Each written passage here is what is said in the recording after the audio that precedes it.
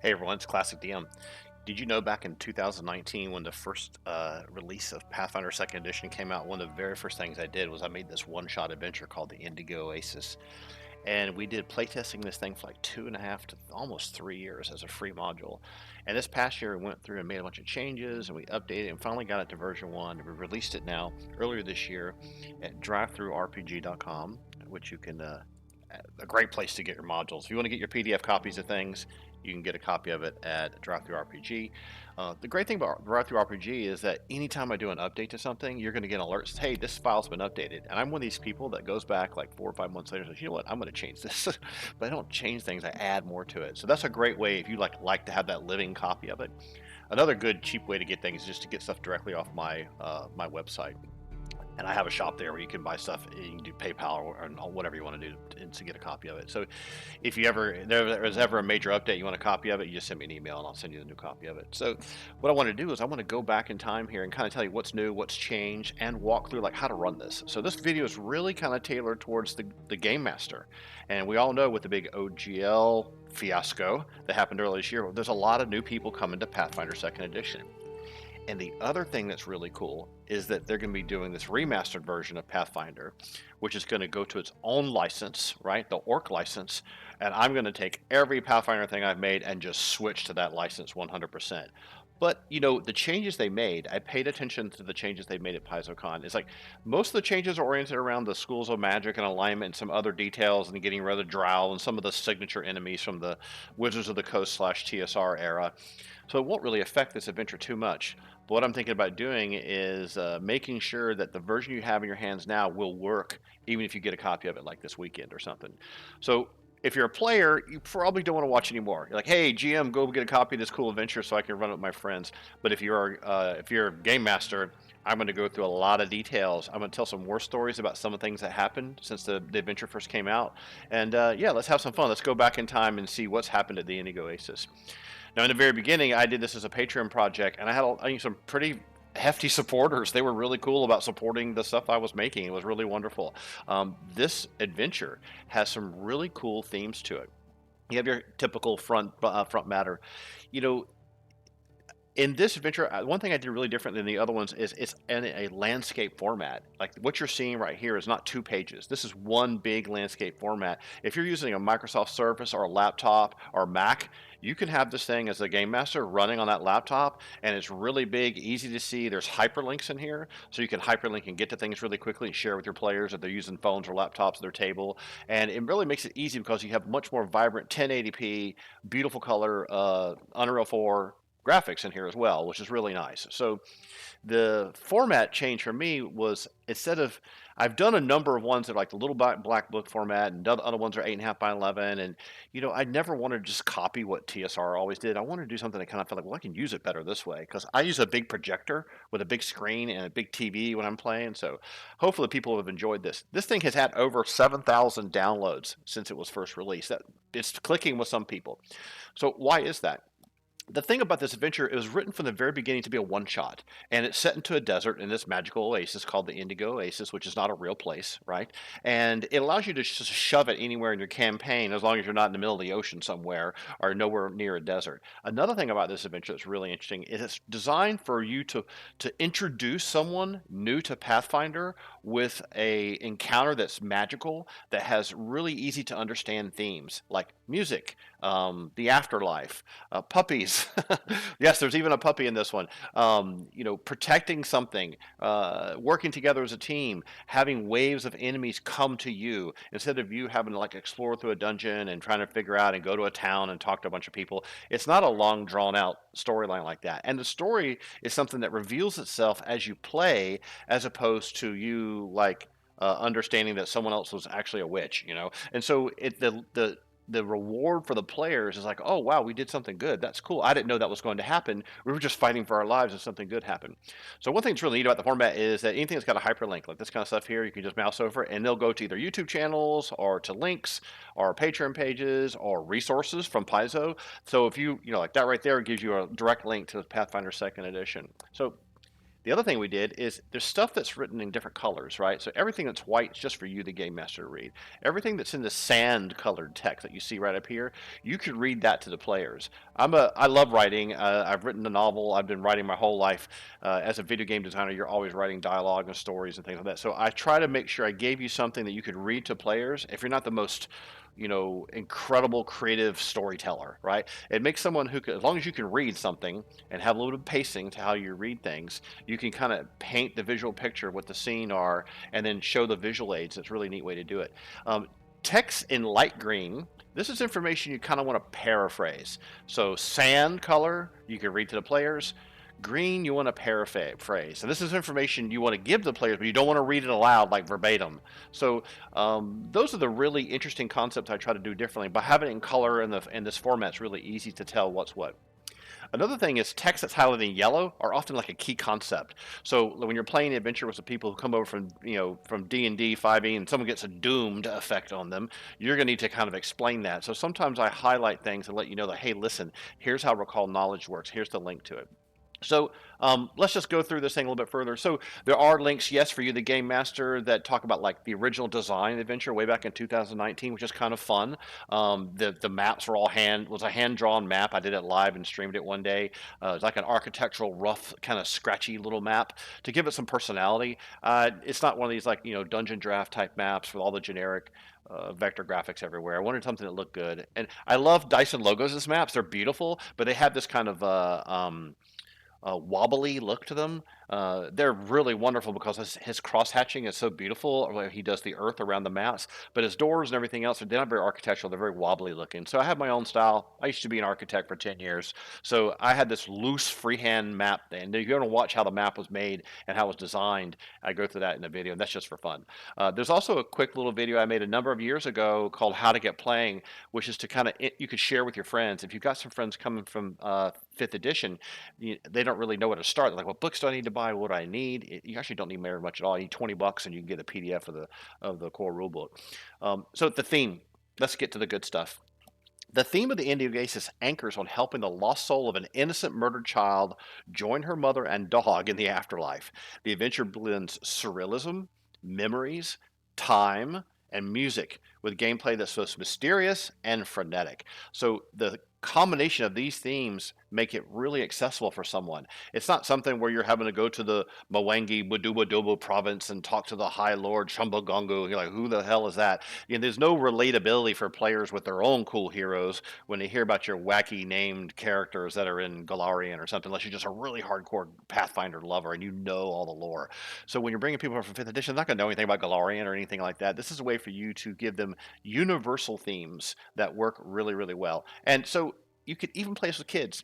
Like when it was designed at the very beginning, it has elements to it that are charming and easy to understand. Any kid at elementary school, an 8-year-old, can play this with you. So if dad wanted to play with their daughter and their brother or his son or the kid down the street and they want to learn to play, it has enough elements in it to it. There's major key points where the attention span can be retained for really young players without them having to deal with a lot of crazy mechanics. And that's, to me, is successful. Even an adult who's never played any role-playing games before really liked this adventure. The adults I brought in to test with this, they were like, this is really cool. It's like a movie. So it was really fun.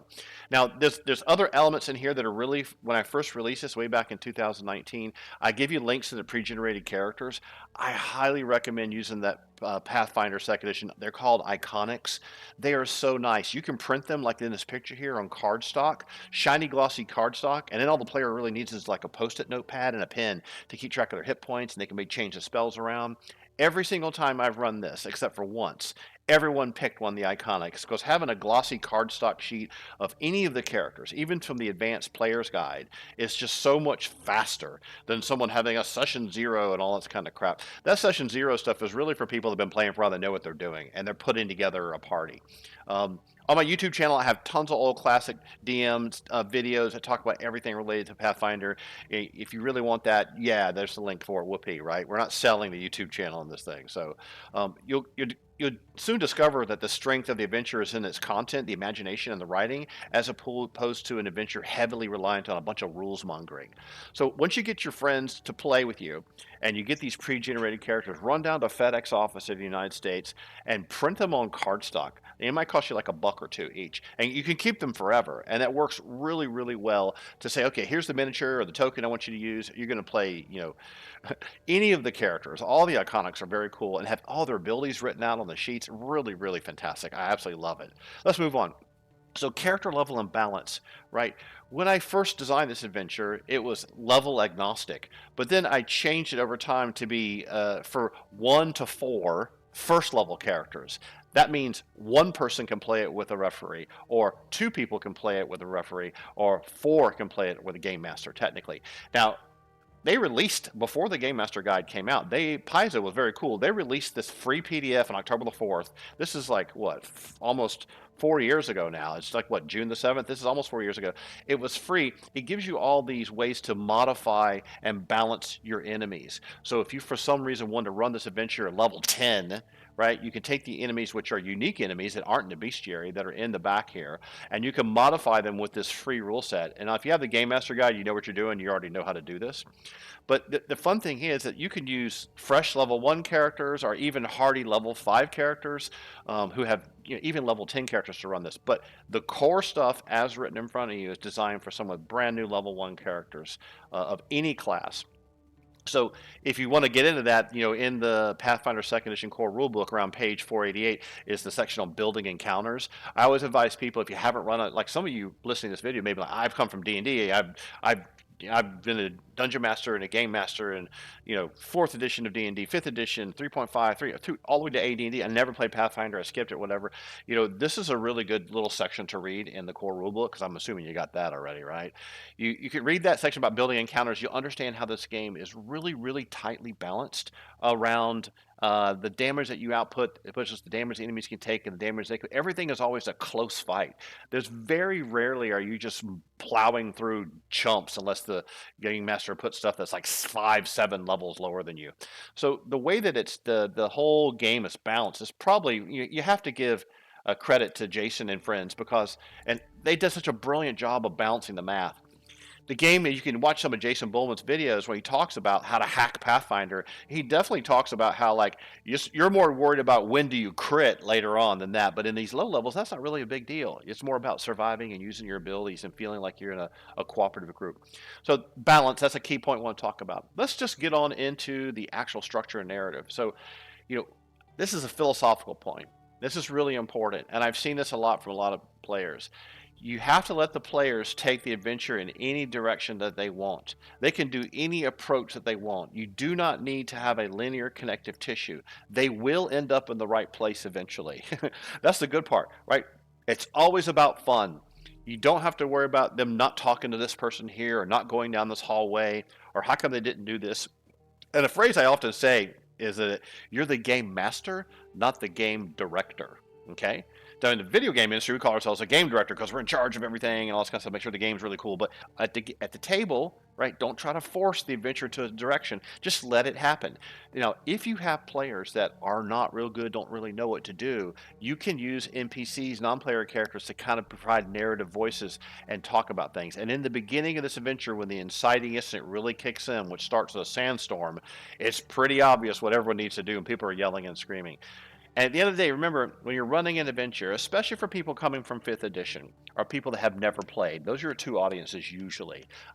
Fun for them is the number 1 rule. Nothing else matters. If they have fun, they will come back. It's like this: if you build it, they will come. Field of Dreams, Kevin Costner thing. Like, if they have fun, they will come back and play again. And then if you're a game master, you'll be motivated to go make cool new stuff, play other adventures, add on to this thing, whatever you want to do, right? So that's really, really key. Don't think of it as the game master versus the players. Now, conflict. You really to prompt conflict, but you got to let the players crystallize in their mind what to do. And one of the key things, if you're not game mastering Pathfinders, you need to really understand the whole basics of stride, which is movement. That's an action you can take. Strike, which is a melee attack. A multiple attack penalty, how that works for attacks across the board, right? And there's a little section about striding and striking in chapter 9 of the book. You should read through that, because even if you don't get any of the other stuff done, you don't really understand how the feats work, you don't really know how to do a recall knowledge check, if you could just get the basics of combat and rolling damage down, you're going to be able to have fun. So one of the most important things here is when you want to have a situation for players to fight something and they either are face rolling it or they're getting destroyed, don't be afraid to cheat and modify the armor class number, but change nothing else. This is a situation where you want to make sure the enemies are hittable and are killable when you're throwing multiple waves of enemies at the players. You want the players like Conan standing on a pile of 10 bodies going, wow, I barely made it out of there. I got 6 hit points left. That's exciting. What you don't want is someone, wow, I killed 10 things. I didn't get touched. I didn't take any damage. So the longer the players live, the more frenetic the combat will be. And if you notice the players are working together really well, you can ramp things up and have like 2 enemies attack someone who's heavily armored, or only 1 enemy attacking someone who's not got a lot of armor. The good thing about Pathfinder Second Edition is it isn't an armor class game as much as D&D used to be. In D&D, AC was king. You don't get hit if you have great AC. In Pathfinder, everyone's AC numbers kind of in the same little ballpark. It becomes like a 5, 10, 15% differences between one class and the other. All right, let's talk about the adventure itself. I know we've been talking a lot, but this is really fun to go back and review this for potential people that want to get a copy of it. You know, you want to begin the journey with the party is traveling with camels in a caravan. They have a 2-week journey ahead of them across endless dunes of a desert, right? Now, I placed this in Galarian, right? If you have the Lost Omens World Guide, we can say the trip starts in Totra, or Tatra, is a region of Osarian, and head west to Shaman Sek Oasis. And if you look on your map, you'll see that's a real place. You can even look it up online, right? With the ultimate destination being beyond that, being Lamasara in the Junira River. Don't you love it when you try to pronounce these silly names from someone else's mythology? It's still cool though, right? Osarian sounds like Osiris from the Egyptian. So you have this North African Sahara kind of vibe with this adventure. But the reason for the trip can be up to you. So maybe you want them to do an Indiana Jones thing, and you're gonna go buy a lost artifact, or find where a tomb is, or they're meeting a family member, or there's a Roman centurion there that's hired them, wants them to come travel across the desert to transport these beautiful books to the Alexandria Library. Whatever you want to do, but remember when it's in green, you got to paraphrase it. So you do need to do a little bit of legwork, figure out what the reason for the trip is, and make sure the trip it works with the players. But don't ask them what they want the trip to be. Make it up based upon what their classes are. Like if you got a druid, like maybe this journey is about the druid meeting someone, something related to nature or something like that. Or maybe it's a sorcerer that's got something kind of diabolical they want to work with. So that's the only thing you have to do. There is a section in the Lost Omens World Guide called the Golden Road that goes through that whole region of the world and gives you a lot of interesting ideas. So let's go ahead and get to the first thing you read to the players, right? We are on a caravan west of Lamasara. The caravan leader, Abdul Hamid, is your party's guide, well versed in the route. He's a simple desert dweller accompanied by 2 of his brothers. The 3 have done this trip 10 times a year for the last 30 years, which essentially involves loading up with water and food for the first 5 days, stopping for 2 days at the Shaman Sek Oasis, and then continue on the final leg over 5 days to Lamasara. So the party members will each have a camel. They'll have traditional indigo blue dyed desert robes to protect them from the heat of being in the desert. You can show them this little picture of Abdul Hamid, which is just a photograph of a Tureg, an actual real person in reality. But what you think you want to do here as a game master, you want to make sure these guys that no one speaks the same language. You want Abdul and his brother to kind of have very basic short answers to any questions. That will help cut off players thinking that, oh, it's an NPC, let's just start talking to him for a month, right?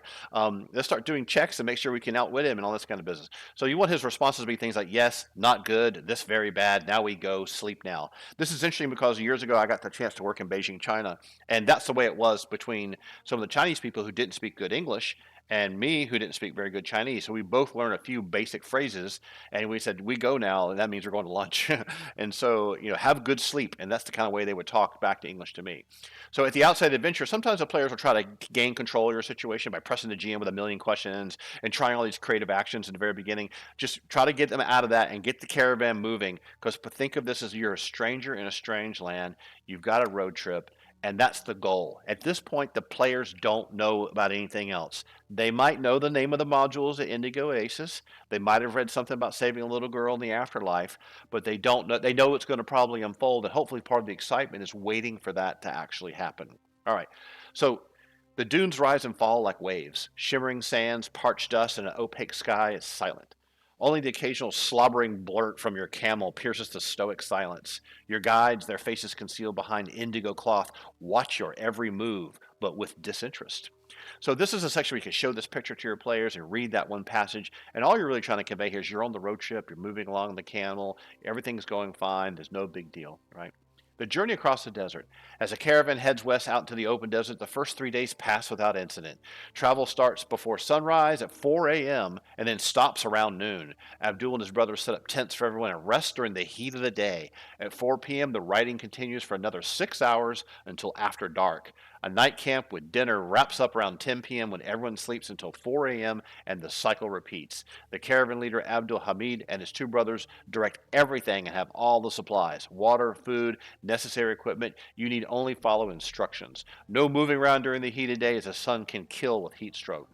So you're taking a little bit of control from the players in this early stage to set up the journey and how does it work, right? And I researched this. How do people travel across the desert? And this is basically how it would work, right? You're not traveling in the heat of the day. The good thing is the players have everything they need to not die of heat exhaustion.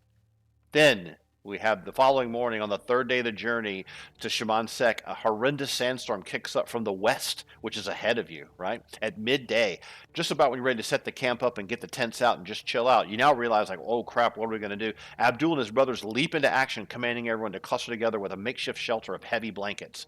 You all lie prone behind a dune to minimize the direct force of the wind. The storm tears the gear and supplies to pieces, lifting anything that time down and launching it across the parched dunes. The wind gust of 200 miles per hour pluck the camels up and away into a cloud of sand.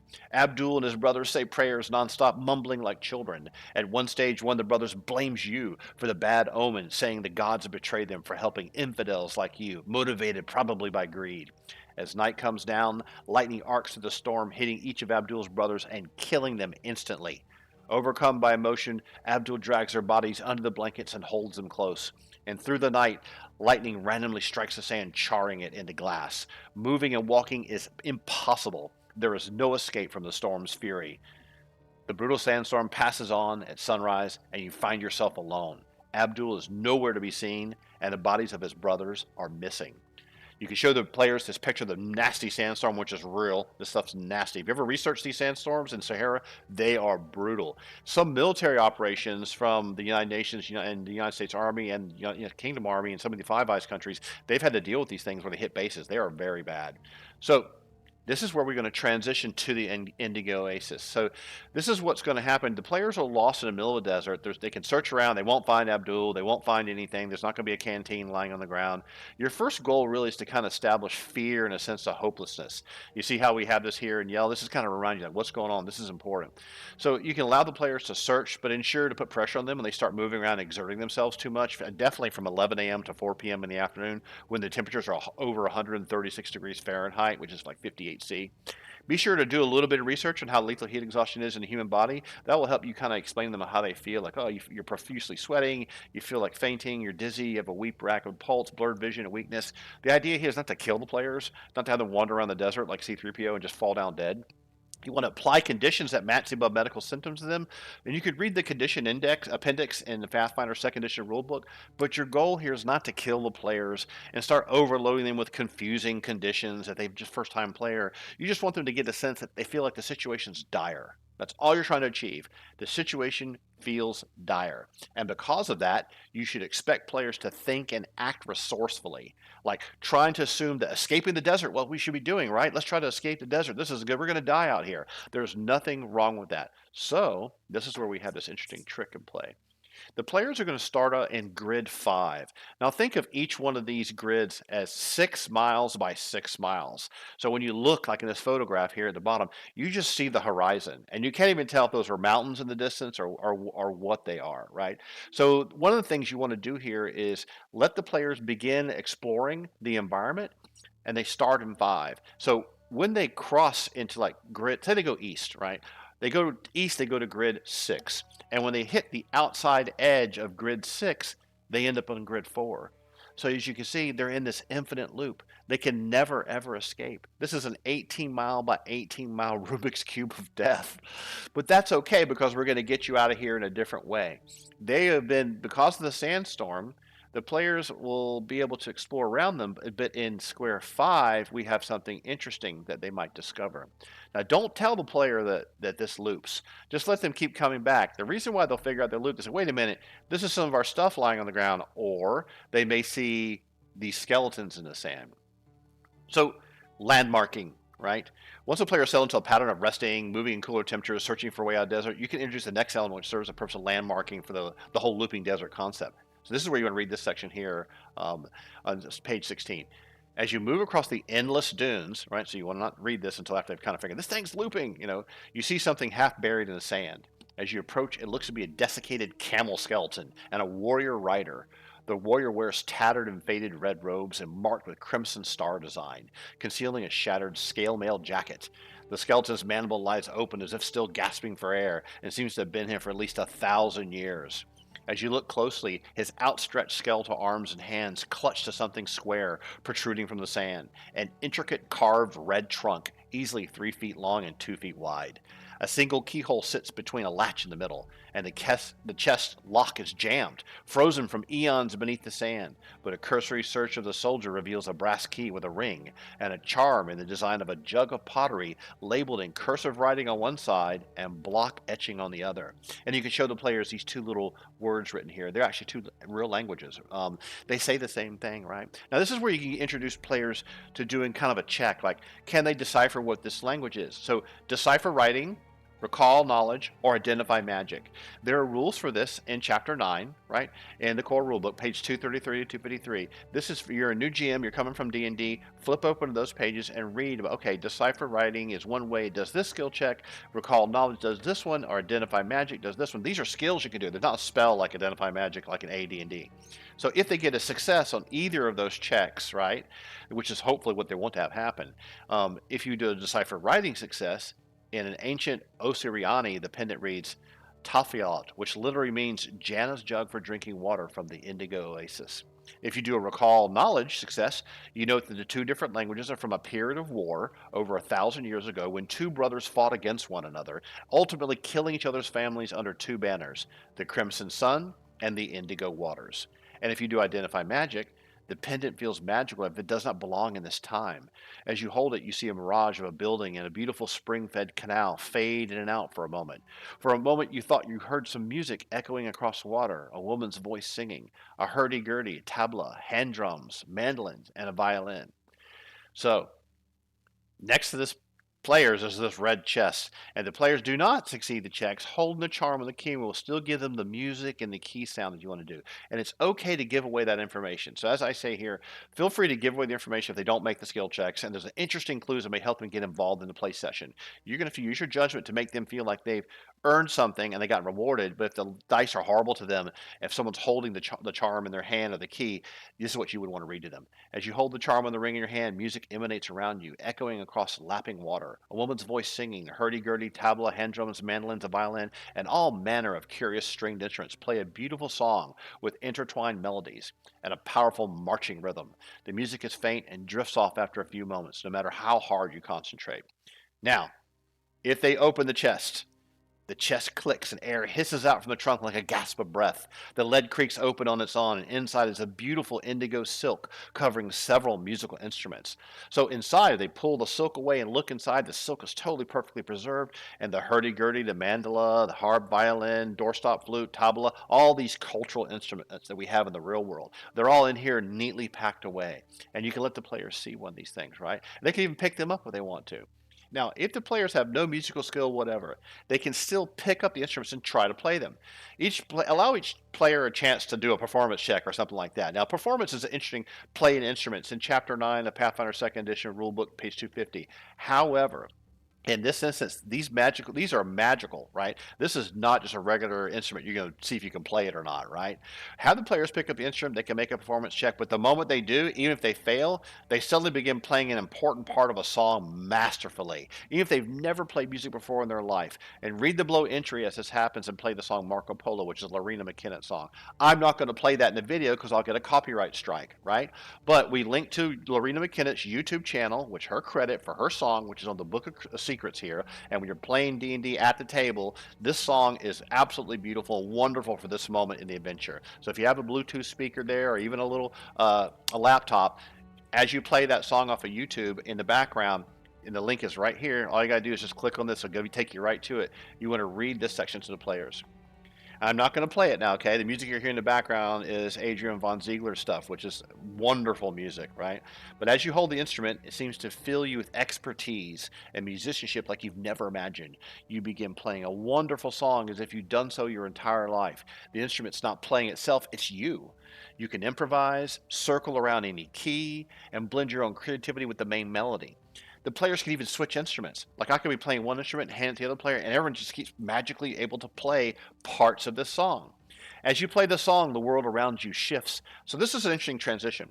You want the players to feel like, what's going on here? Let them try different instruments, let them trade with each other. When they seem to be kind of like out of ideas, when someone's playing, you can just go ahead and just read this part here. Or if someone's playing an instrument and wants to try something, when they're in the middle of trying to figure out what song it is, or maybe trying to get it to loop, or anything happens at the end of the song, that's when you want to make this magical transformation. This is how you teleport the players from where they're standing right now to 1,000 years in the past in the exact location, which actually was the Indigo Oasis, now buried in the sand hundreds of feet below the surface of the desert. So this is a fantastic opportunity for you to read this section. As you play the song, the world around you shifts. The sun and the moon rises and sets thousands of times. You see the clouds move in reverse, smoke billowing on the horizon, the sounds of battles, clanging swords, and the screams of death. Flaming arrows assail the walled city, and stones crumble into dust. Warriors ride past you, but they don't see you. It's as if you're not there, but you are. Yet you can't seem to stop playing the instrument in your hand. The air shifts from a parched, dusty heat of the desert into a cool, misty freshness of spring water. You hear the water flowing and a campfire crackling, and the desert vanishes. You stand shrouded by night around a roaring campfire. The voice of Omens singing lingers for a moment, but fades. Ancient stone ruins and magnificent blue pillars tower around you. Beyond the walls of an ancient city, flickering in torchlight, lies to the south. In front of you are a pair of sandstone estate buildings, crumbling and partially destroyed. Inside one is candlelight and the sound of a little girl's voice talking to herself playfully. You feel your soul tugged into the past. So this is where you want to show these images to the players, and then we'll come back to the slide real quick. Okay? So pages 22 through 27, we've got some images here. This is, you could be showing these images while you're reading this. It's kind of hard to do because it's all in the same document, so you may want to make a copy of this and put it somewhere else. But what I did is I would read that stuff first, and then I would show them the pictures, let the players look at it. So you have these two estates on either side of this beautiful indigo blue water canal, but some of it's in decay. And in the distance is this beautiful city, which is way off to the other side of the oasis. So you have these different views, like looking straight down the canal, and you can see there's an estate building on the left and an estate building on the right. When you look due south. When you look to the southwest, you can see the towering city at night with different types of torches illuminating different rooms.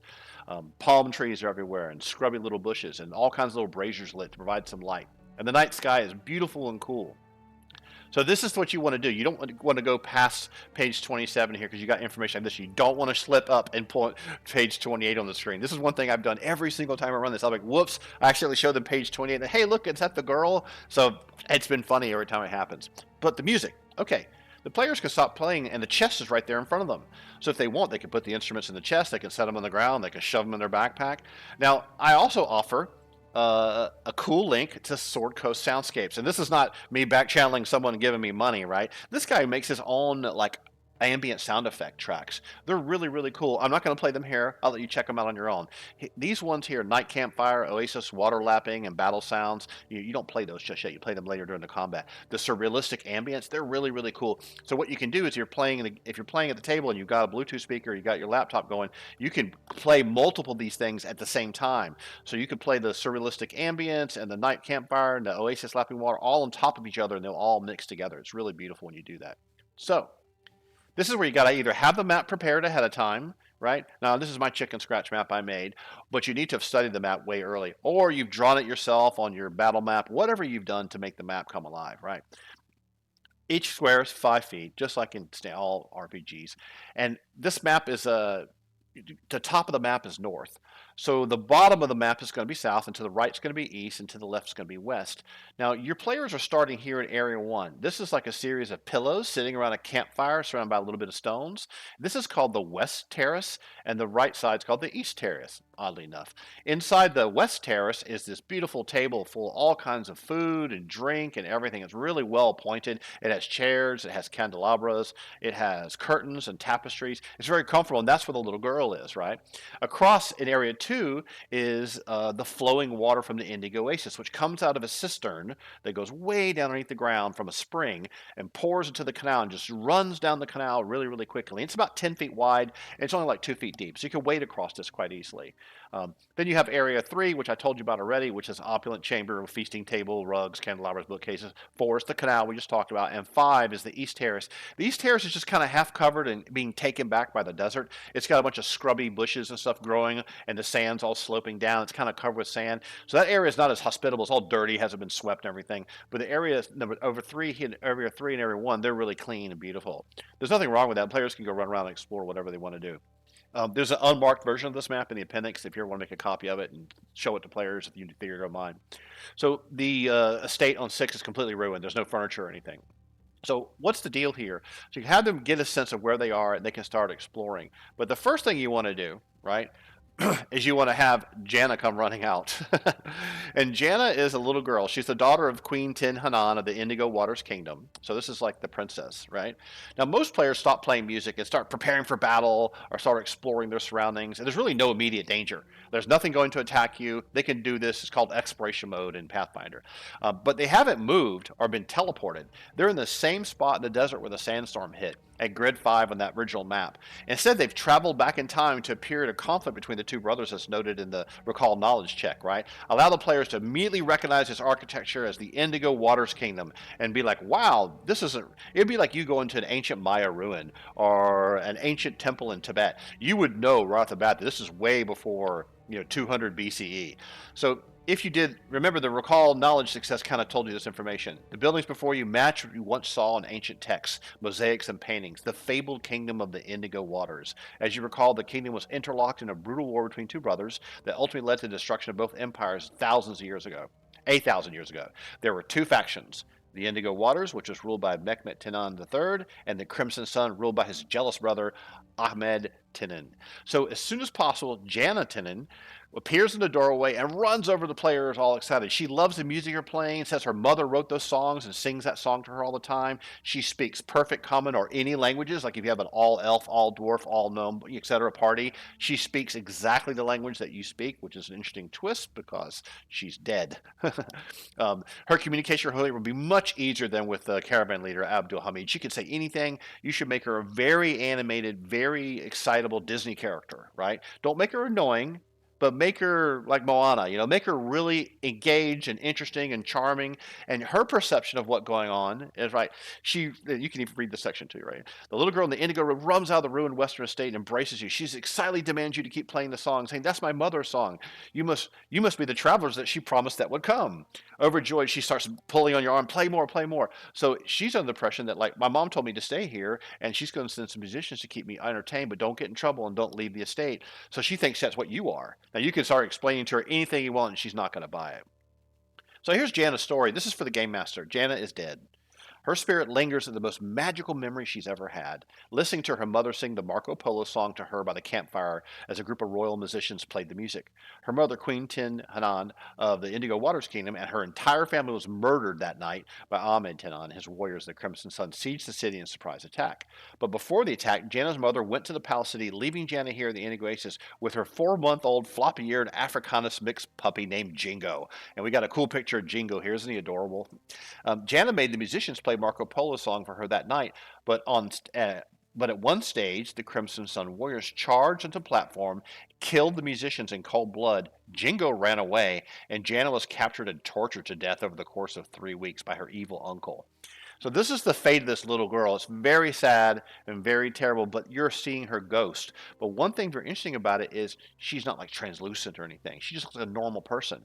Now, there's nothing about her that is Oh, she's got an aura around her. She looks like, she doesn't look like Obi-Wan Kenobi coming back from the dead or anything like that. So the remainder of the adventure has the players present during that actual attack. If you're successful at defending Jana through the entire combat, Jana's mother will appear along with the dog Jingo, and then Jana will leave this world and finally find peace in the afterlife. And this is the next transition, is we're going to get ourselves into a combat encounter. And what we got here with this map, if we've shown like the fireplace where Jana has run out of the estate into here where you've been playing the music. The music is interesting. It provides a really incredible healing effect. You can stand there and play the music. It also decays any attackers into skeletal form, makes them weak. So if one person or two people in the party are playing the music by healing everyone, and they are also going to be able to destroy and weaken the enemies. This is a good technique for people that are really bad at combat. But it's hard, I found, to get people to know that that can happen. So one thing you can do is have them play the music and just have an enemy run on stage and come up and try to attack and swing a sword and then crumple in dust. That's a really good technique I had to use one time to get some, oh wow, the music is causing this damage to these guys. But what you want to do is you want to throw a series of enemies coming from where these red arrows are. Now, one thing I didn't mention earlier is this map loops just like the desert. So if you run off to the west, you end up on the east. If you run to the north, you end up in the south. And once the players have figured that out, they realize there's nowhere to go. We have to defend this location. Now, the red circle is a danger zone for Jana. If something goes after her and tries to attack her, she'll be feared and she'll run into that room. So here's how we do this. We want to balance the flow of enemies based upon how well the party is doing. This is something that some people complain about, but what I found is like every group of players, right? Every dice roll, everything in the game is always different. It's never exactly the same all the time. You've got to have some way to flexibly make sure that it's fun and balanced for the players by modifying things, and the number of enemies attacking is a great way to do that. That's why I suggest you use a number of enemies attacking far away if your party's ranged so they can shoot them down or cast spells, or have them jump into the room if they're a melee to feel heroic. It should feel like a movie. You want them to feel like they're really doing something exciting. That's why you get them to come back to your table. So this next page here on 32, we really talk about the details. We talk about how the Crimson Warriors run forward and you're going to try to capture Jana and drag her away and take her off the battlefield. If they grab her and take her off the edge of the map, everyone will die. And everyone will be reset back into the desert, standing in front of the chest, and everything can start again like Groundhog Day. If you die during this fight, you are warped back in time, forward to present day, in the desert, by the chest. You can pick up an instrument and come back here and go back in time, so you never actually die. And remember, Jana's a ghost. She can't actually be damaged. You can touch her and all this kind of stuff and hold her hand, and you could cast heals on her, but they're never going to be able to damage her. Like all the attacks they try to do, they're not going to try to hit her. They're going to try to drag her away, because in her life, she was captured and tortured to death. So she likes to run to the west estate to try to evade soldiers and duck on the table and shin kick guys in the knee like Kevin McAllister in Home Alone. She's not going to go anywhere but there. She's not going to go across the water and go running off into the desert screaming. So the idea of the idea is that she stays in a defendable location and you can defend her. If someone grabs her and tries to take her away, you can always hit them to interrupt it. So all this is explained here for you, and you can add your own mechanics as seem necessary. But I got that all worked out for you. It's called the Jana capture and escape mechanics, right? So that's a really, really cool way for you to balance the encounter and figure out how it works. So the music. Remember the Marco Polo song? It creates this magical sphere that exists in two different time periods of teleporting. Playing the song will heal wounds at a rate of 10 health per round in combat in a 15-foot radius around the campfire. That sounds overpowered as hell, but it only works right here, right? It only works in this one spot. This effect stacks based on the number of instruments. I had one group figure this out and stand in a group, chain healing one person who had a great warrior champion, and then let them just beat the crap out of everything. So one thing that's also happening is when you have these Crimson Sun warriors enter the sphere of the music, they get transformed from the alive versions into a skeletal version. The skeletal version has crappy movement, much lower AC stats, and lower health, and much easier at fighting. So what I usually suggest is have 4 enemies, like 2 coming from the east and 2 coming from the west, and give a chance for people to figure out that more guys are coming out from the outside edges. The idea is really balancing the tension here. It's really straightforward. Now, we have the stat blocks. These guys, pretty straightforward. On the left is the alive Crimson Sun Warriors. These guys have chainmail, a steel shield with a hardness of 5. They use a spear and a scimitar. All their stats are there for you. They speak the ancient version of Osiriane, which if you don't speak it, you're not going to understand it. They use shield block as a reaction unless they're using a spear. They have attack of opportunity as a reaction. AC 19, 21 with the shield raise, hit points 25. That's pretty nasty. So that's a good one-on-one fight. If you get these guys converted into skeletal warriors by having them enter the sphere of the music, this all drops down to like AC 10 and hit points 15. Their speed goes all the way down from 20 feet per round to 10. So that's a great way to beat them. Let me read you this one section here. This is what you would read to the players. As you play the song, the sounds of battle, clanging swords, and screams of death rise. Flaming arrows soar overhead, and the building inside the walled city burn. Warriors ride past you, but don't see you. Isn't it you're not there, but you are. Jana suddenly shrieks in terror as a group of skeletons run towards the platform. As they charge for Jana, the music hits them in waves, and the flesh tears from their bones. The warriors cry in anguish as Jana hunkers down and covers her head. The music shifts the passage of time, turning what was once warriors into skeletal, mindless undead, yet they lumber forward, attacking anyone they see, including you. Now you've got this action sequence. What happens when Marin 1 defeats all this? Once a player saves Jana from the attackers, the abductors, you can have her puppy come running up onto the air and start licking her on the face. This should be a happy moment of joy. She should be overexcited, call him out by name, it's Jingo, adorable and charming. Shortly after that, her mother should walk onto a platform, shrouded in that Star Wars kind of pale blue light that pretty much, lets you know that, like, this is someone that's not dead. Maybe she's partially translucent like a ghost or spirit. She'll thank the players for helping her daughter find peace. She says that they should keep the instrument for themselves. And if you're ever in trouble, you can always find sanctuary here, and this is part of the reward. Her mother says it's time to go, and have Jana hug everyone and ask everyone to promise to come back and play music with them again one day. And Jana and Jingo and her mother, shrouded in blue light, walk off in the desert and fade away. So the scruffy pup runs on the platform. Jana exclaims, Jingo! The pup licks her face and Jana tumbles to the ground. A pale blue light shimmers and a woman in indigo robes appears, serene and smiling.